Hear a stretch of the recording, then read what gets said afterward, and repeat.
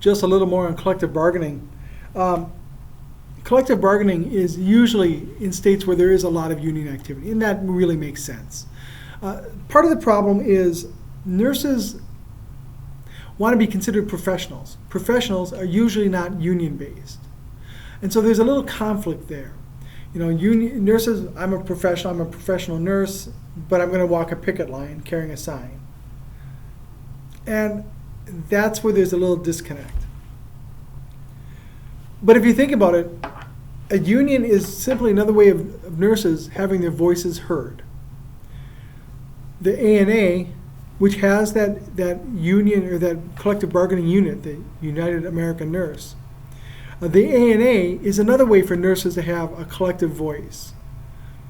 But unfortunately, 80% of nurses belong to nothing and have no professional affiliation. So 80% or more of nurses have no say in anything. So while they have the opportunity to do it, they don't take advantage of it. Part of the problem is it's expensive. The American Nurses Association, I believe, is about $250 a year to join. That's a lot of money. If more nurses join the ANA, then the ANA would be stronger, and nurses might have better working conditions. But again, it's expensive. And where does collective bargaining begin? Well, if you are working at a hospital or a nursing home or wherever, and you decide you want to be a union, it has to start with you. You have to request that the union enter. The union cannot come to you and say, we think you should join the union. You or a group of you has to go to the union and say, please come in and support us. There must be at least a 30% minimum involvement. So that means 30% of the nurses must vote to be part of the union. Management is allowed to bargain with unions before the union gets accepted. So if management hears that a union might be coming in, it's not uncommon for the management to go to people and say, you know what, we're going to increase your pay.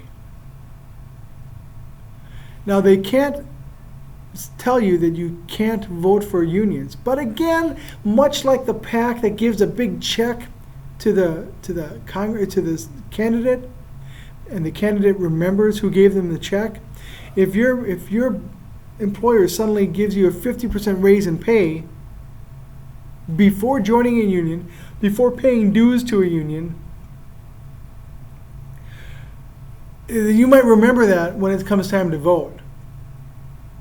And for a vote for a union to become approved, it needs to be 50% plus one person.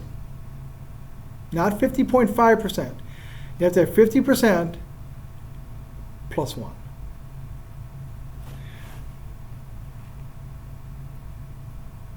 So at that point, if that happens, then you are represented by a union, and now you have support. You have support for wages. You'll know what your wages will be all the time. You can't be arbitrarily cut in pay, but you likely won't get an arbitrary raise either. You have a contract now. Usually a contract has a salary scale, and they have to follow, they meaning the administration, must follow that scale.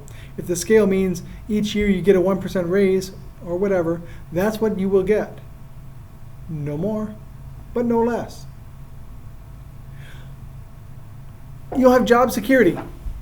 Now, that's a little different than career security. Job security means you can't be targeted and pushed out. Career security, though, is a department could be eliminated. Like, let's say you're a cath lab nurse, you're a union, the hospital decides, you know what, we don't do that many caths anyway, let's close the lab. You're out of a job. So, that kind of stuff doesn't usually happen, but it can. Seniority is a big thing with unions. When you have a contract, it will specify seniority rights. A person who's been working longer will get more rights. When we talked about self-scheduling, I think it was Kayla that said that seniority allows people to fill out their self-scheduling first. But when I was in the hospital, it was first come, first served.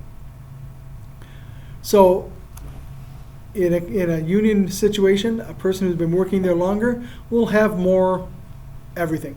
We'll probably have more pay, more vacation time, and more authority for various things. That's great if you've been there a long time. If you're new, not so much. A big thing, though, is there is always going to be a resolution of grievance process. If a manager or coworker, something happens, and somebody says to you, you did something wrong, you have an actual person to come with you and support you.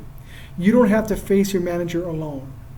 You have somebody from the union to protect you, to make sure that your rights are not infringed upon. That's powerful. It's rarely used, but it's powerful. It's nice to have that insurance policy in your back pocket. And you may also have rights to arbitration. Arbitration is when two people disagree on something and cannot come to a common ground, they bring an arbitrator in, and the arbitrator is neutral, and they make the decision. It's kind of like a judge. Now, what are the parts of a good contract? Well, you need membership. Again, 50% plus one. Usually there's retirement, phrases about retirement, when you can retire, what happens upon retirement.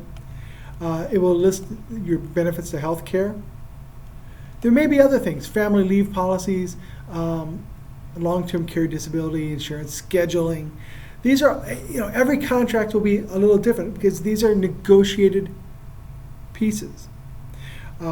Your employer might say, I'm going to give you 20% more pay, but we're not going to give you disability insurance, or we're not going to give you family leave or something. Those are negotiated. Again, everybody gives up a little bit so that hopefully you get at least some of what you want. There also can be a closed shop. So you can have an open shop where people vote to join the union and they can join on their own, paying the dues, or you can have a closed shop. If you work for a closed shop, everybody is required to join the union. A closed shop tends to be a stronger union because everybody is represented by the union, but a closed shop may have members of the union that don't want to be members, and that can create conflict, especially when the union wants to strike, let's say, and some members don't. So that's a problem. So how can nurses, control their own practice? We need to work together to improve our cares, self-study, evidence-based practice, identify hazards and eliminate hazards.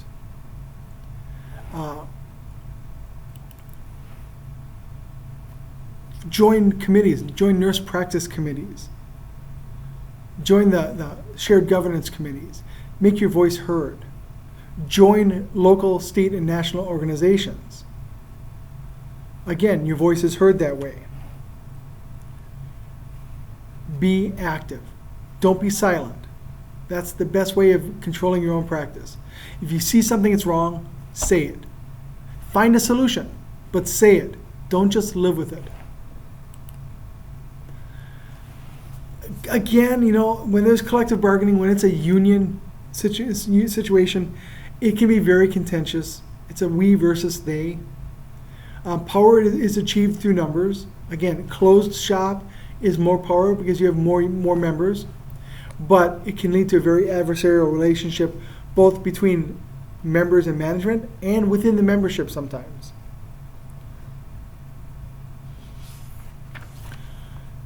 And many nurses just don't feel that, as a professional, they should be in a union. So that's a big question. So what's the difference between unionized and organized? Well, unionized has a formal contract. You have a specific person and group speaking for you, arguing for you.